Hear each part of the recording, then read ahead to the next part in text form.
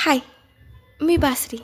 आज ना आम्ही निघालो होतो रायगडावर जाण्यासाठी. एका दिवसामध्ये महाराजांचे दर्शन घेऊन वापस येणं शक्य नव्हतं. त्यामुळे आमचं ठरलं होतं की आम्ही एक दिवस तिथंच मुक्कामाला राहायचं. त्यामुळे आम्ही थोडं लेटच निघालो होतो. जाता जाता तिथंच उतरून थोडं खाल्लं आणि नंतर थोडे फोटोही काढून घेतले. कारण इकडे आलोच आहोत म्हणलं, सगळ्या आठवणी जमा करूनच जायच्या. त्यामुळे ना आम्ही फुल एन्जॉय केला आणि नंतर थोडे फोटो काढल्यानंतर आम्ही आमचा पुढचा प्रवास सुरू केला होता. आणि इथून आम्हाला ना रायगडाचे दर्शनही होत होते. घरी आलो, फ्रेश होऊन आम्ही गेलो होतो राजमाता जिजाऊ माँसाहेबांच्या दर्शनासाठी. गर्दी थोडी जास्तच होती, कारण आता सगळ्या कॉलेजच्या आणि शाळेच्या ट्रिपही चालू झालेल्या.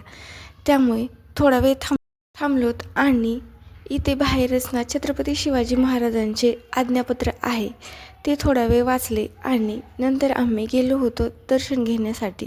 आणि इथं आल्यानंतर ना खरंच खूपच छान वाटत होतं. आणि मला तर वाटतं प्रत्येकानं ना आयुष्यामध्ये एकदा तरी इथं यावे आणि माँसाहेबांचा आशीर्वाद घ्यावा. कारण हा अनुभव ना थोडा वेगळाच होता. कारण मनाला ना खरंच खूप प्रसन्न वाटत होतं आणि खूप सुखद वातावरणही होतं. त्यामुळे ना खरंच मन भरून आलं होतं. सगळ्यांनी आम्ही एक एक करून आशीर्वाद घेतले.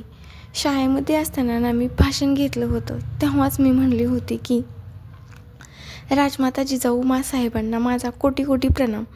पण हा प्रणाम ना मला आज प्रत्यक्षात अनुभवायला भेटलेला होता. त्यामुळे ना खरंच खूप छान वाटत होतं. आशीर्वाद घेऊन आम्ही ना बाहेर आलोत आणि नंतर आमचा प्रवास चालू झाला होता. आम्हाला जेवण करायचं होतं, त्याच्यासाठीच आम्ही 1-2 ठिकाणी विचारलं आणि नंतर आम्ही जिथं हॉटेल बुक केलं होतं तिथंच त्यांना जेवण बनवायला सांगितलं. कारण आम्हाला म्हणजे दुसरीकडे जर बघायचं होतं तर आम्हाला जास्त वेळ थांबावं लागणार होता.